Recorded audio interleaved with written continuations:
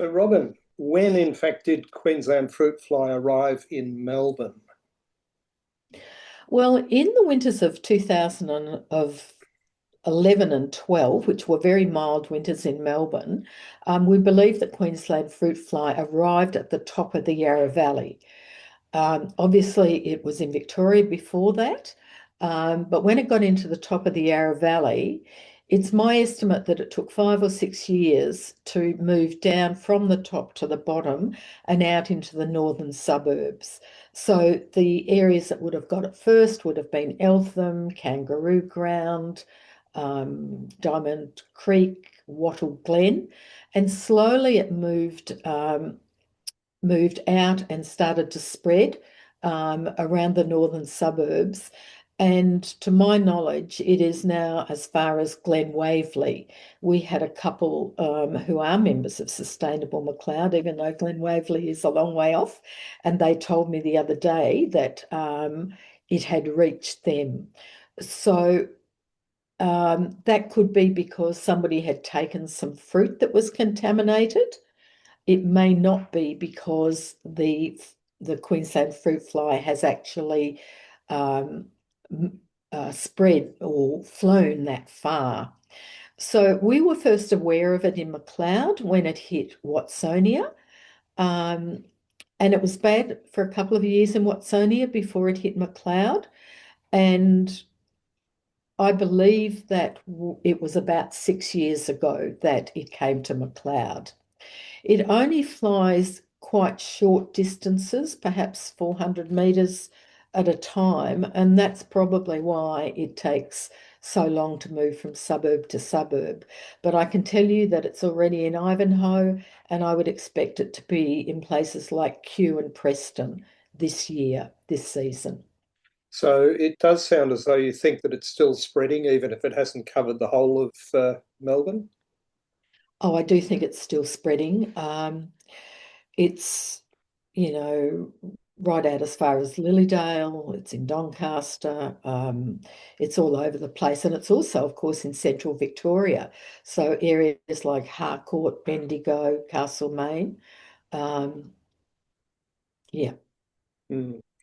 And they're significant apple and other fruits grown out that way too. So Yes, there are. everybody wants to know, even though we might have given them a bit of a hint, what in fact does the fly look like?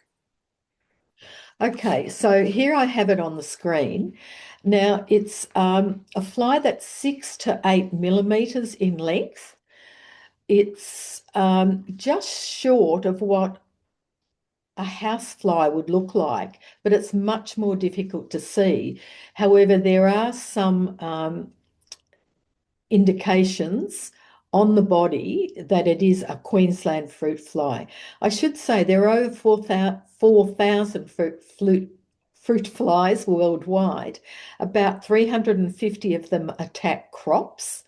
In Victoria, in Queensland, New South Wales, Victoria, and South Australia, our main pest is Queensland fruit fly, and in Western Australia, it's the Mediterranean fruit fly. So have a look at this. You'll see that the body is brown. It's a reddish brown. It has a head, a thorax, and then the last section is called the abdomen. On the thorax, there's yellow stripes going down each side. They almost look like shoulder pads as well, but they're really stripes on each side. And then that triangular shaped yellow marking at the bottom of the thorax. You will see other stripes if you look closely at the abdomen, that last section, but they're not yellow. The other thing that'll be obvious is that the wings are clear. Now, I often compare it to a housefly simply because it's very hard to see a Queensland fruit fly, but quite easy to see a blowfly or a house fly. So let's take a house fly. It's about as long and it's black, which makes it show up more, but it has a much more rotund oval shaped body. Whereas these Queensland fruit flies have very narrow bodies. And I have some slides later that will show actual ones in the lure, and you'll be able to see how thin they are. So much less easy to see than a housefly. Mm. So I notice it's called a Queensland fruit fly, but you seem to be suggesting that it also attacks veggies as well as fruit. So what does it attack? Okay, so let me just move on a little. Well, I'm pressing my arrow and this is not moving on. Why would that be? You're right. Oh, yeah, here we are. All right, now this is not such a clear photo. It's a little blurred. However, this is one caught in Macleod, and that is actually on a blue tomato. But you can see how clear the wings are, and you can see the yellow stripes and how reddish brown it is. So they love tomatoes, particularly large tomatoes and medium-sized tomatoes. You might get away with not netting cherry tomatoes. However, I know of people who have had them in cherry tomatoes. Capsicums, any type of capsicum, and chilies. They adore chilies. So your chili will look perfectly normal until you cut it open and it will spill out with maggots. Eggplant. Eggplant is not as liable to get fruit fly, Queensland fruit fly, but it still can. Then when you come to your fruits, I don't know a fruit that you can't get Queensland fruit fly in. So these are peaches. So that's all of your stone fruits, pomegranates, which have a very tough skin, but nevertheless, they can sting right through. Feijoas, also with tough skin, but that's a real favourite of Queensland fruit fly. Figs, very easy for figs to be infested because they have such thin skins. Guava. In our garden, feijoa and guava are the ones that are problematic. Now, this is a locust. Now, I put this in because many people don't think about locusts. They're high up in the tree, but they're very prone to Queensland fruit fly attack. So it's really important to gather up any fruit that's on the ground and try and get up there and pick your locusts. Plums, another um, one of your stone fruits. Now, citrus, and particularly at this time of year, so we're in August, there's not much around, and I'll tell you in a moment that Queensland fruit fly are going to start to mate this month, and they will go for whatever's around. So there's plenty of citrus around at the moment. So you really do need to protect your citrus. And there's a couple of ways of doing that that I'll explain as we go on. Finger limes. I've included this simply because people sometimes forget that Indigenous fruits are as affected by Queensland fruit fly as any other fruits. Obviously, Queensland fruit fly is a native to Australia with the title Queensland in it. Now, maggots. This is what the injected eggs develop into. So the female lands on the fruit and she injects from her tail and inserts eggs into the fruit. And within a few days, they start to develop into maggots. Now, these maggots have one peculiarity. If you opened a piece of fruit and the maggots spilled out onto your bench, you'll see, if you don't clean them up immediately, that they will start to balance on their tail and they'll jump along almost like a cartoon character. And that tells you definitively that what is in your fruit is the larvae of the Queensland fruit fly. This is one, we haven't had Queensland fruit fly in our garden for 4 years. So this is one from, I think, 5 years ago, and that's in a feijoa. So Now, Yes, you're on to talking about taking the simple steps to combat these little pests. Yeah. So I'm going to start with insect exclusion netting. Insect exclusion netting is white, and it has a 2 mil by 2 mil weave. We sell it at the community garden at cost price, so it's 6 meters wide and yeah, 6 meters wide and $5 a meter.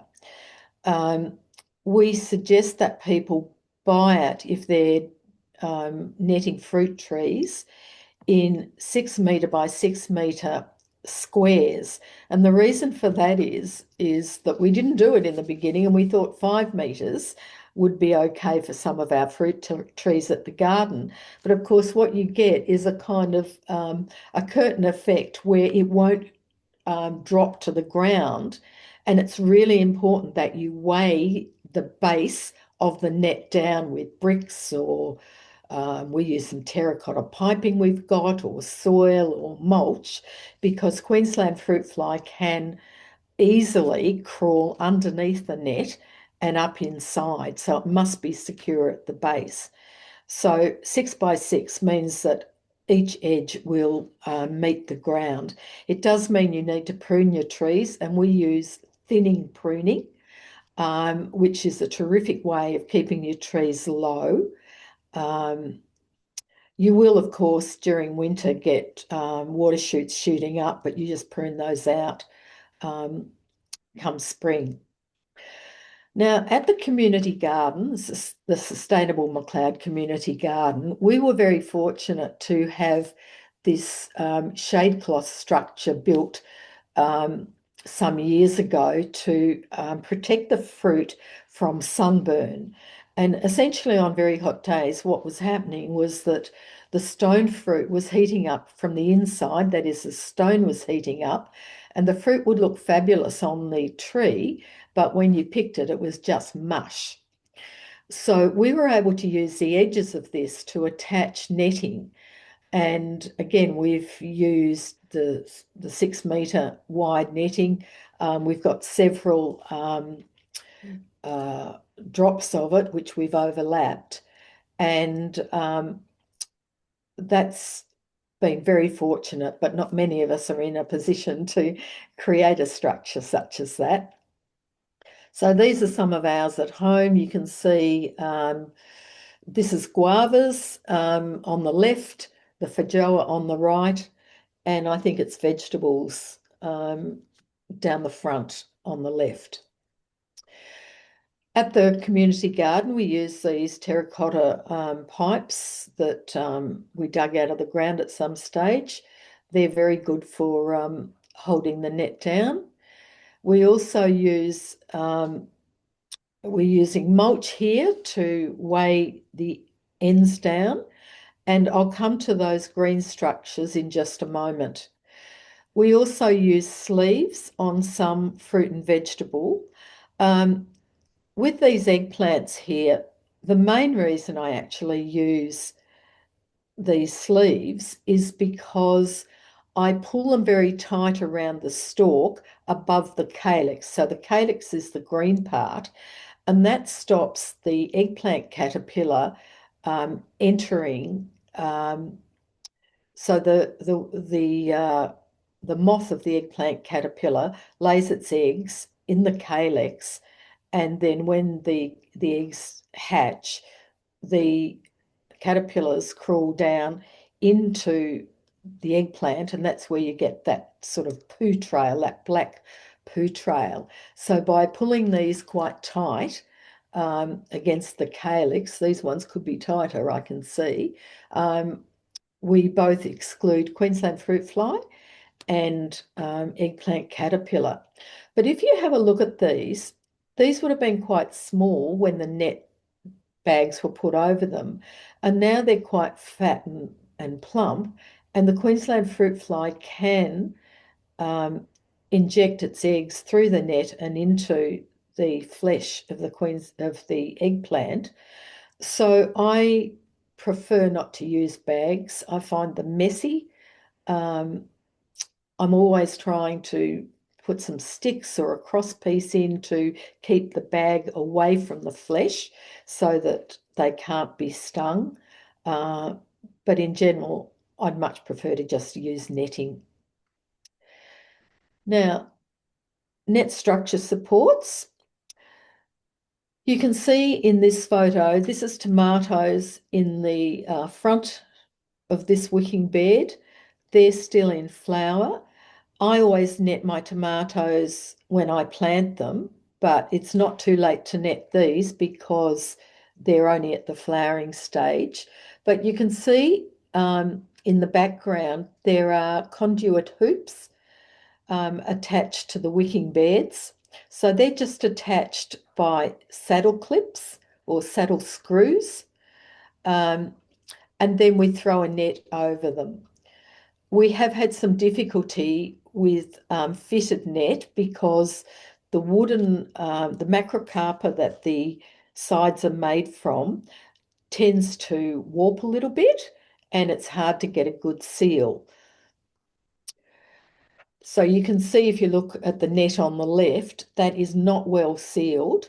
We have little white hooks that you might be able to see there that we pull the net down onto, but we've continued to um, improve the way we do it, and I think we've got it right now.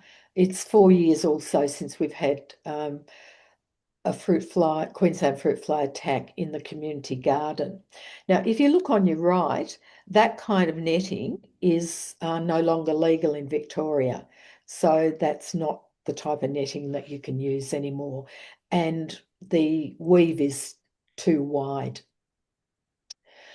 Now, this is kaolin clay. So can you see on the citrus here that there's a white film on the leaves? If you have fruit trees that are too large to net, spraying them with kaolin clay, which is a fine white inert clay, organic, um, what you actually do is you spray all the fruit right round on every side of it. And you probably can't see the fruit very clearly. I can see it. So if you go in from the left, the second green pole down, you can see there's a few bunches of fruit there. So what we want to do is we want to spray the fruit right round because the female Queensland fruit fly hates the grittiness of it and she will not stay on it long enough to inject the eggs into the fruit. Now, this is something that we would generally do monthly. It doesn't wash off in light or medium rain, and it has to be a really heavy downpour to get it all off. When you harvest your fruit, just stick it into a sink of warm water, and sometimes I use a nail brush, but it all comes off. And you only need to take it off if you want to use the skin. So, for example, if you're going to peel a peach beforehand, before you ate it, you wouldn't need to take the kaolin clay off it. If you want to zest your lime, I think this is lime here, then you probably would want to wash it off. There's another real advantage of kaolin clay on citrus, and that is that if you spray from the third week in October, fortnightly till the end of the first week in December, that will prevent you getting gall wasp. But unlike with Queensland fruit fly, you're spraying the fruit. With gall wasp, you're spraying the branches. Okay, now I'll actually just go back. So these green structures we originally got from Vasily when he had his nursery in Coburg. I know that nursery has closed down, and I have looked on.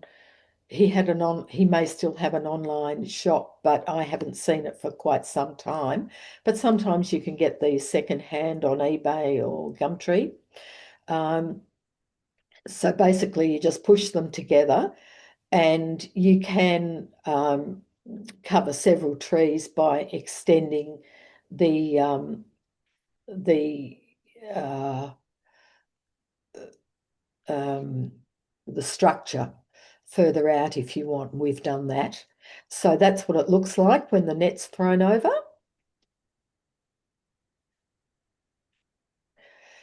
Now, I'm going to move on to lures and baits.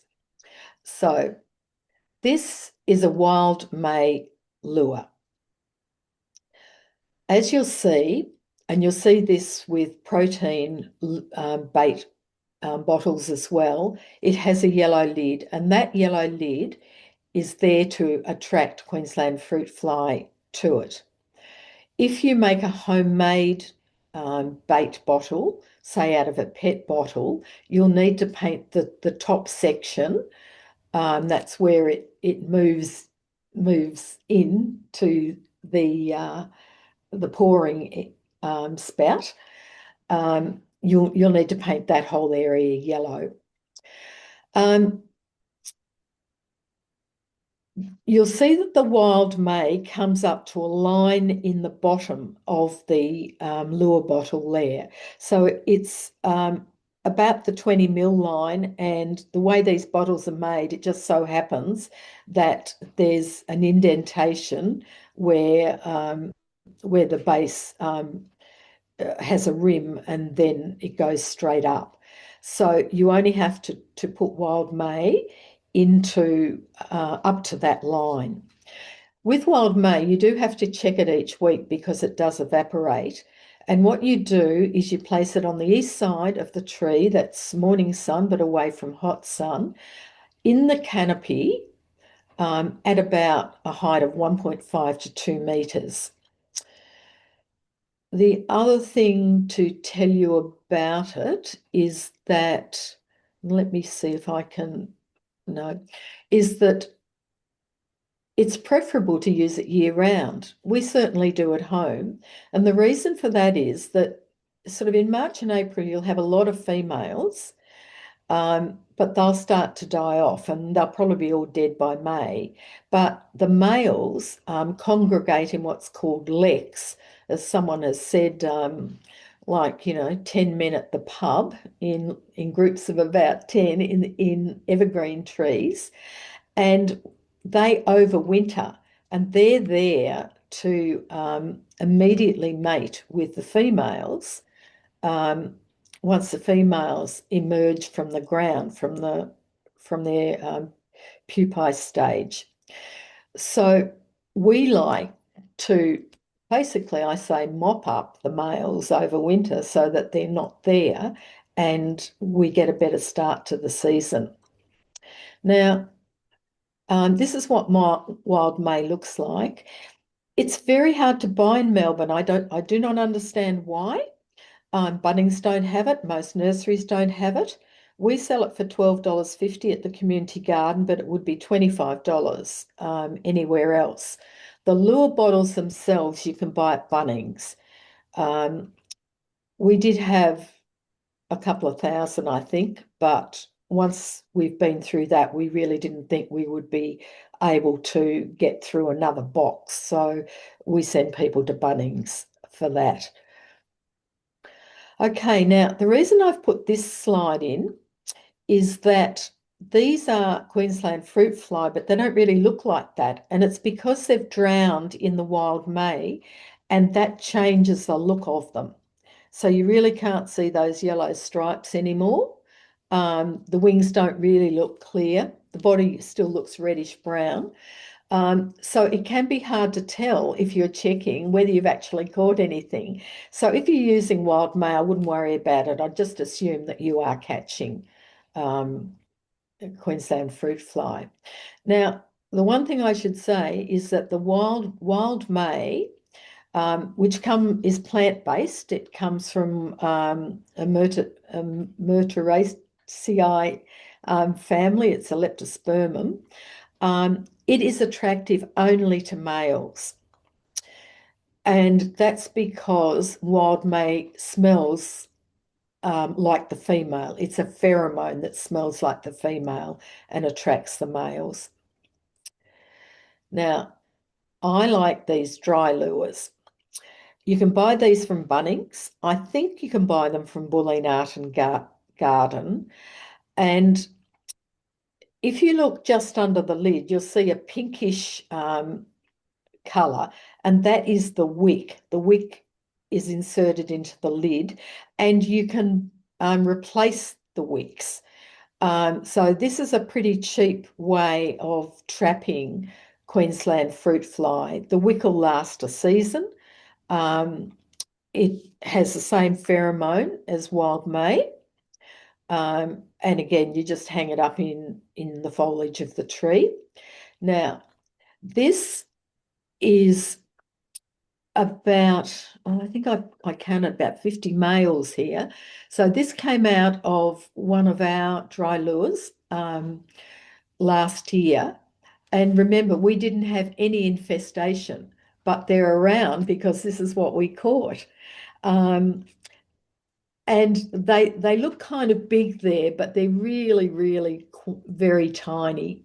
But you can see how easy it is to see that you've actually caught something um, in your trap. We had two out, and altogether we got 70 in the two. I was amazed. Now, protein baits. So protein baits is Ceratrap. A protein bait is a bait that has protein and an organic secticide in it. Secticides obviously to kill the Queensland fruit fly, and the protein is to attract it. So Queensland fruit fly females need about 5 days before they mate, they need a protein feed. And one presumes the blokes need a protein feed so they can mate. Um, anyway, that goes, you put 600 mil of the Ceratrap into the lure that is sitting next to it. Um, and again, you hang that up in your trees. What I would say about this is that one, you have to order it online. There's no other way of getting it. So Sustainable Macleod orders it in and decants it into people's traps. We don't actually use these particular, we do use these traps, but we wouldn't buy any more of them because they basically cost about $30, which we think is incredibly expensive. Um, and you can use the other type of lure just as easily. It does exactly the same job. So we'll decant 500 mils for you at a cost, I think, of $11 or $12. And that lasts 4 months. So it's a good way to go. You can also make your own homemade traps, protein traps, and you use either fruit juice and cloudy ammonia, or you use Vegemite or brewer's yeast and some sugar and some fruit juice. However, the difficulty is that those ones need to be changed, completely tipped out every 5 to 7 days.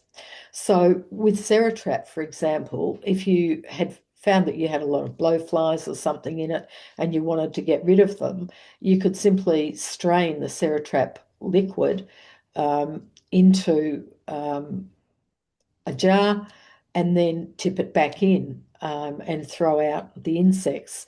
But with your homemade ones, they're not as effective, and very few people manage to change them every 5 to 7 days. Just another picture of the Ceratrap.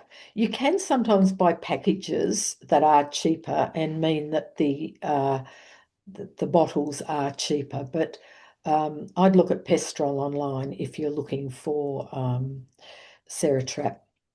Now, the reason I put this in is someone bought this for our shop. However, if you have a look, it says garden fruit fly trap. Now, it does have a picture of a fruit fly on it, but it's actually not a Queensland fruit fly trap. So make sure that whatever you're buying has Queensland fruit fly on it. kale and clay. So here's a better picture. So it comes as a powder. You can buy it at Bulleen Art and Garden, um, and simply spray it on. And it does a fabulous job. It also prevents sunburn of fruit, and it's used commercially by orchardists to prevent sunburn. Orchardists, by the way, tend to use Ceratrap and Wild May um, around um, the foliage or the forest or the trees at the edge of their paddocks. Do's and don'ts. I was just going to ask you a question before you got on to the do's and don'ts, Robbins. Is it possible to be 100% successful in mopping up the fruit fly? Absolutely. Even if your neighbour has fruit fly, you can be 100% successful. You net everything that you possibly can as soon as you can. So in the case of tomatoes, net them when you plant them. In the case of chilies, eggplants, and capsicums, net them as soon as they have been pollinated. And you'll know that because the flowers will sort of fade and fall off, and you'll see little tiny fruit just behind where the flower was. With your fruit, you need to wait until your fruit has been pollinated. Now, in that early photo I showed you of the sustainable Macleod community garden orchard that is fully enveloped in net, we have a bit of a problem with that in that we have to watch very carefully because there's something like 16 fruit trees in there and um, they're not all pollinated at the same time. The last ones to be pollinated are the cherries, and the moment the cherries are pollinated, we drop the nets. Now, there will be fruit on other trees by that time, say the plums, the nectarines, the peaches, but the fruit will be very small and green. And fruit fly generally, not always, but generally, will inject their eggs into semi-ripe fruit or fully ripe fruit. Sorry, this one's a bit blurry. This is a postcard that we had printed in 2020, I think. So net your fruit or your trees, use a Queensland Fruit Fly protein trap, that's a Ceratrap. Remove any host trees that you're not going to use. So a lot of people these days don't want to look after their trees. They don't need the fruit or they don't want the fruit from their trees. It is better to remove them if you possibly can, but that's probably more likely to be your neighbours. And some gentle encouragement might not go astray. Now, cleaning up any dropped fruit is really important. Um, Fruit that drops sometimes has Queensland fruit fly maggots in it, and the larvae will bury into the ground and pupate there over winter. And come spring, the adults will emerge to start the cycle again. So if you can, um, even if you've had that situation, if you can clean up your fruit the next year so that there is nothing going into the ground, no larvae bearing into the ground, you're off to a head start the following year. It means that females have to come from elsewhere, as do males, into your garden, and that won't necessarily happen. Um, if you've got chooks and you can run your chooks under your fruit trees, that's fantastic. They will clear it all up in no time. I've often thought it'd be great to hire chooks out to people to do that, but not an idea that's come to fruition yet. Um, if you do have infected fruit, it's really important that you don't put them into the compost heap. Um, that you either do one of three things. You can microwave or boil them, all the fruit, until you're certain that the larvae are dead. You can freeze them for 48 hours, or you can use a double black plastic bag put all your fruit into those bags, tie the top up, and lie it against, say, a metal shed or on a brick path or against a brick wall, somewhere that the fruit can be solarized. Now, that will generally take 7 days, but it could take up to 14 depending on the weather. And then when that is done, place it in the red bin. Some people say when it's done, well, you can feed it to your chooks or you can put it in the compost, but really, the compost is such a warm environment. It's perfect for Queensland fruit fly to develop. So I would never risk it. And you most definitely don't put it into the green bin.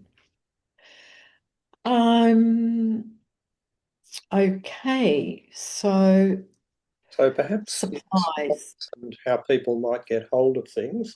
Could I just add, before you jump into that, Robin, in the chat, I've put a couple of links to websites. One is the FlexiFrame website where you can get the Okay, frames. yeah, The other was just to say that, just to give the Pestrol web address. okay. So there's one thing I haven't said, and this is really important. Queensland fruit fly mate when the temperature gets to 16 degrees Celsius at sunset.